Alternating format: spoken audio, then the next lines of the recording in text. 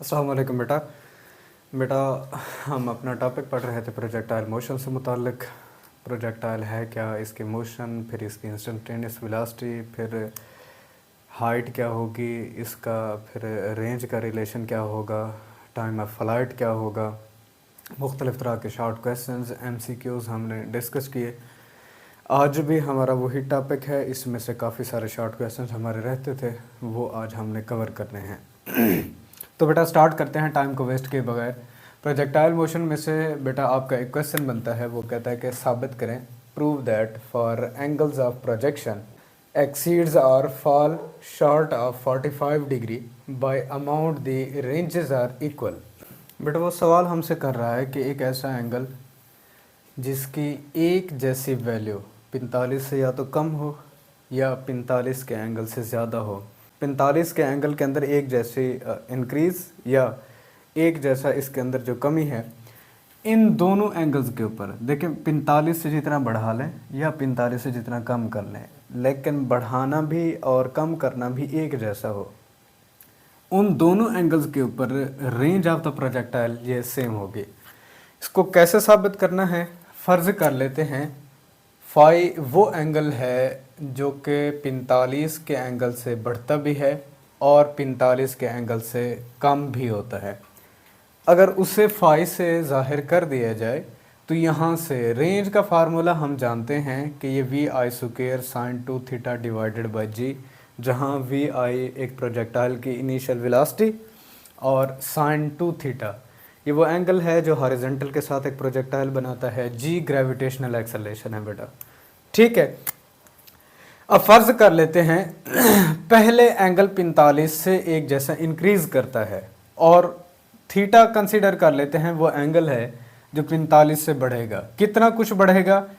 बढ़ते हुए एंगल को हमने फाई से ज़ाहिर किया हुआ है, तो इसीलिए थीटा बराबर होगा 45 + फाई, ठीक है। तो ये वो एंगल है, इतना कुछ बढ़ा है। ये एंगल अगर यहाँ इस रेंज के फार्मूला के अंदर पुट कर दिया जाए तो रेंज बराबर होगी VI² sin 2 और थीटा की जगह पर इसकी वैल्यू को रिप्लेस करना है बेटा। थीटा यहाँ है 45 डिग्री + फाई। अब कुछ भी नहीं, थोड़ा सा हमने इसकी रीअरेंजमेंट करनी है।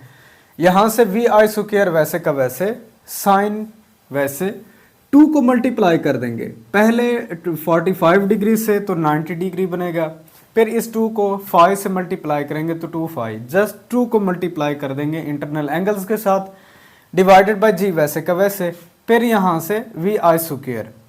अब यहाँ पर गौर कीजिए, साइन 90 + 2 5।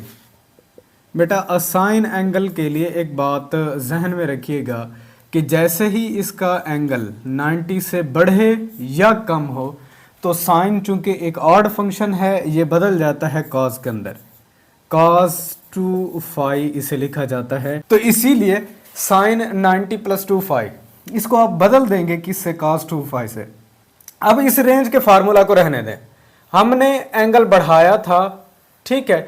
कितनी हद तक बढ़ाया था कि 45 के अंदर कोई एक एंगल फाई जो इंक्रीज आप कर रहे हैं वो एंगल यहां पर कंसिडरेशन में लिया है।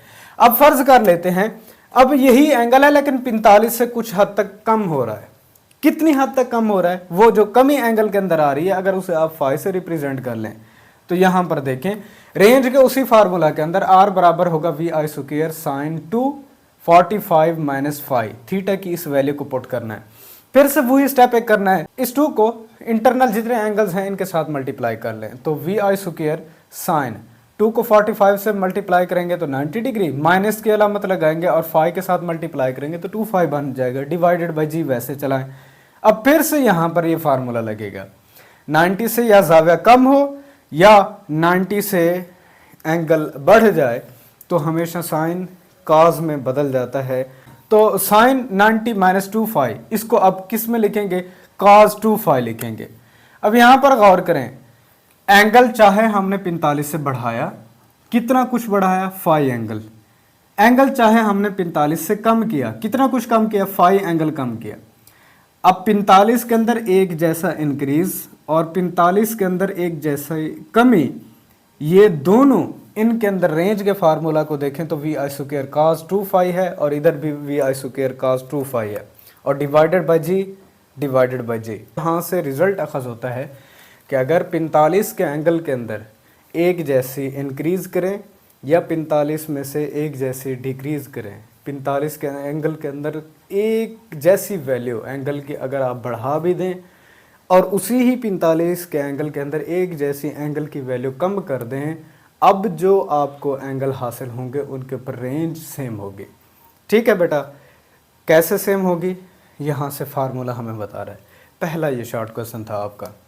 इसके बाद एक क्वेश्चन करता है, find the angle of projection of projectile for which its maximum height and horizontal range are equal.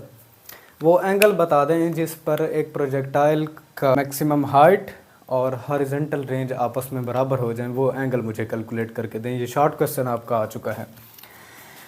तो बेटा दी गई कंडीशन के मुताबिक मैक्सिमम हाइट हॉरिजॉन्टल रेंज के बराबर, ठीक है, तो मैक्सिमम हाइट का फार्मूला होता है v I square sine square theta divided by 2g is equal to, और हॉरिजॉन्टल रेंज का formula v I square sine 2 theta divided by g. अब हम पहले भी इसको चेंज कर चुके थे कि साइन 2 थीटा हमेशा बराबर होता है 2 साइन थीटा कॉस थीटा के। बेटा आप इसकी वैल्यू को यहाँ रिप्लेस कर दें। मैंने इसी राइट हैंड साइड के अंदर देखें इस साइन 2 थीटा को लिखा हुआ है 2 sine theta cos theta divided by g. अब v I square sine square theta divided by 2g।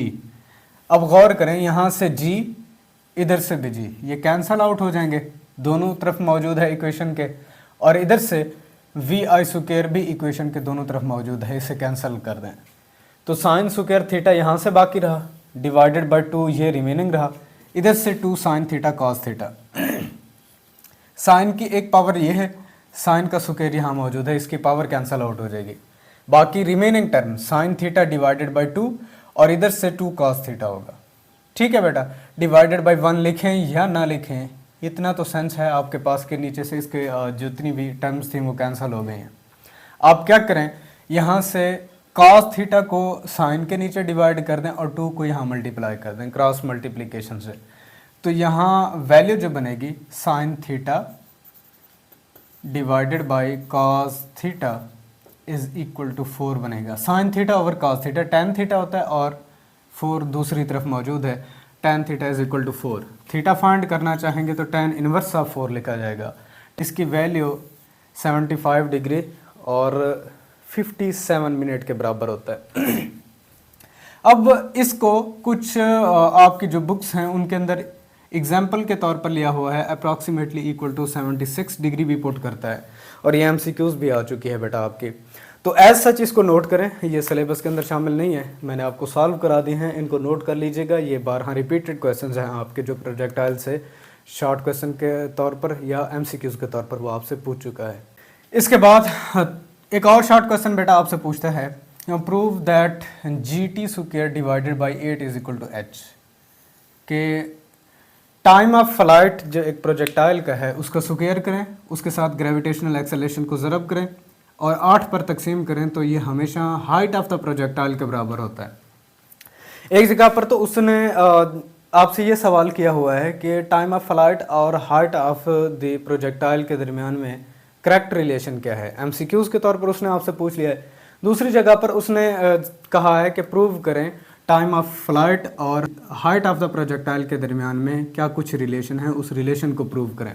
उसने जस्ट थ्योरी के अंदर पूछा हुआ है, तो बेटा ये रिलेशन होता है, यही शॉर्ट क्वेश्चन है, 3-4 अंदाज के अंदर ये आपसे पूछा गया है। तो आपने इसको सॉल्व कैसे करना है बेटा, time of flight of a projectile 2vi sine theta divided by g, आप इसका स्क्वायर कर लें।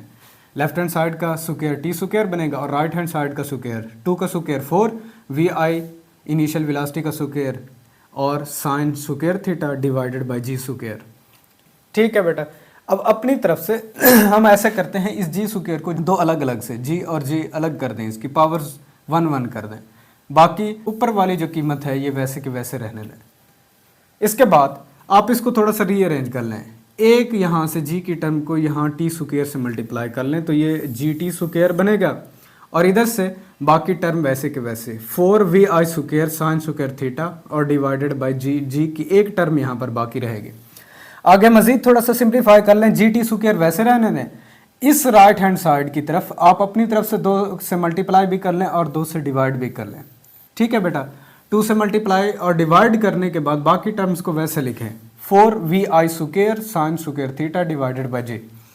अब थोड़ा सा सिंप्लीफाई हम इसको कर लेते हैं, जो 2 मल्टीप्लाई हो रहा है इसे 4 के साथ मल्टीप्लाई करके 8 बना लें आप, और इधर लेफ्ट हैंड साइड से जी टी स्क्वायर वैसे मौजूद है, G T square is equal to बाकी v I square sine square theta divided by, जो डिवीजन के अंदर 2 मौजूद था इसे जी के साथ मल्टीप्लाई कर लें, यहाँ लिख लें। तो 8 आपके पास ये जो मल्टीप्लाई हो रहा है इसे इस लेफ्ट हैंड साइड के नीचे डिवाइड कर देना है।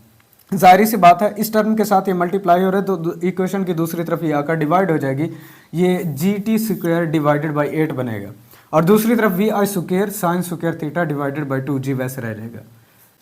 बेटा ये हाइट ऑफ प्रोजेक्टाइल का रिलेशन हमें मिल गया है, G T square divided by 8 is equal to h, और यही हमने प्रूव करना था कि time of flight of a projectile और हाइट ऑफ द प्रोजेक्टाइल के दरमियान में करेक्ट रिलेशन को प्रूव करें। तो ये शॉर्ट क्वेश्चन आपका बनता है। इसके बाद एक और क्वेश्चन है आपके पास, वो सवाल आपसे करता है prove that the range will remain same for 2 angles of projection which are complementary. 2 angles के ऊपर अगर किसी एक प्रोजेक्टाइल की रेंज को चेक करना चाहेंगे वो हमेशा रेंज सेम होगी। ये बहुत इंपॉर्टेंट MCQs बनी हुई है बेटा एंट्री टेस्ट के अंदर, और अक्सर बच्चों को ये कंसेप्ट नहीं रहता क्योंकि क्लास लेवल के ऊपर इस चीज़ को समझाया नहीं जाता। हमेशा जहन में रखिएगा बेटा, हर वो 2 एंगल्स जिनका मजमुआ 90 बन जाए, जिनका मजमुआ 90 बन जाए, उनके ऊपर एक प्रोजेक्टाइल की जो रेंज है ये बराबर रहती है।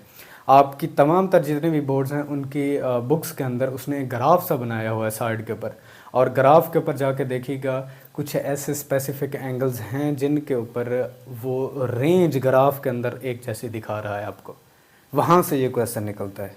जस्ट आपकी बुक के अंदर ग्राफ बनाए हुए हैं, ठीक है। तो हम इसको साबित करेंगे। ये शॉर्ट क्वेश्चन भी पूछ चुका है आपसे, लेकिन MCQs इसमें से काफ़ी सारी बनी हुई होती हैं। सिंपलर मैंने बता दिया, उन 2 एंगल्स उनको आपने ढूंढना है जिनका मजमुआ 90 बने, उसके ऊपर आपको रेंज दोनों के ऊपर सेम मिलेगी। तो रेंज ऑफ द प्रोजेक्टाइल का फार्मूला R बराबर होता है v I square sine 2 theta divided by g. फर्ज कर लेते हैं R be the range of projectile with angle 90 - 5। हम फर्ज कर लेते हैं प्रोजेक्टाइल जब किसी 90 से कम एंगल के ऊपर प्रोजेक्ट किया जाता है उस वक्त उसकी रेंज R प्राइम है। अगर R प्राइम रेंज को इसी रेंज के फार्मूला के अंदर पुट किया जाए तो वी आई स्क्वायर साइन 2 थीटा की जगह पर देखें इस 90 - 5 को हमने पुट करना है डिवाइडेड बाई जी, वैसे लिखा जाएगा।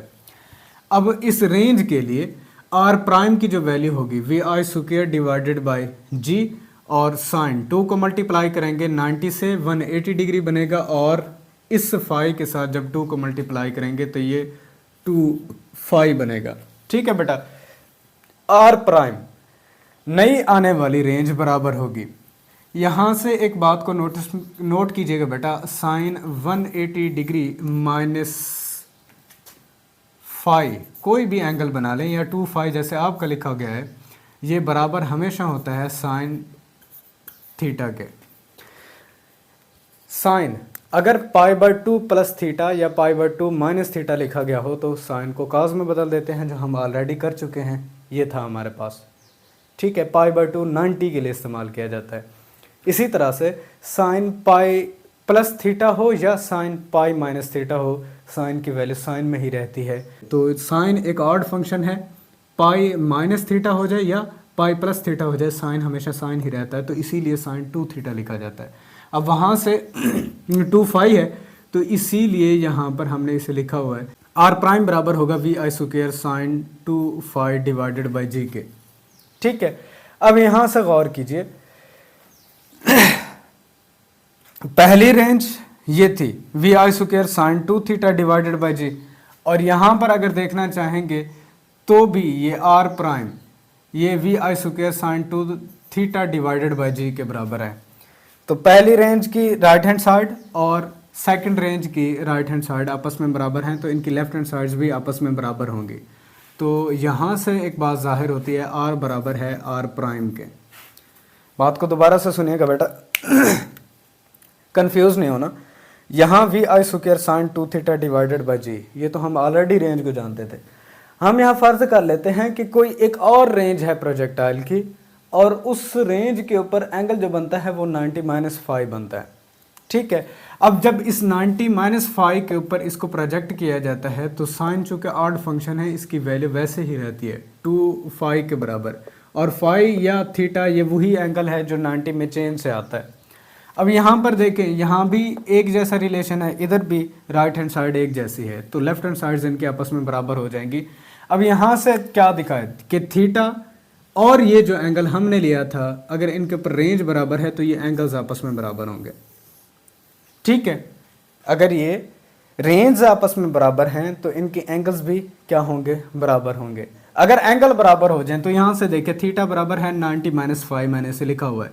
अब आप इसको रीअरेंज कर लें, फाई नेगेटिव की टर्म में दूसरी तरफ लेके आएंगे तो दो एंगल्स का मजमूआ 90 के बराबर होना चाहिए। ऐसे दो एंगल्स के ऊपर रेंज ऑफ द प्रोजेक्टाइल एक जैसी होगी। जैसे अब गौर करें, अगर थीटा को 30 कंसीडर कर लिया जाए तो फाई क्या होगा, 60। ठीक है, तो 30 और 60 के ऊपर आपके ग्राफ जितने बने हुए हैं जाके चेक कर लें, वहाँ पर रेंज बराबर दिखाई दे रही है ग्राफ के ऊपर। और इसी तरह से यहाँ पर थीटा को अगर 20 कंसीडर कर लिया जाए और फाई को 70, तो 90 बनता है इन दोनों का मजमूआ। तो रेंज 20 के एंगल के ऊपर भी और 70 के एंगल पर दोनों आपको सेम मिल रही होंगी।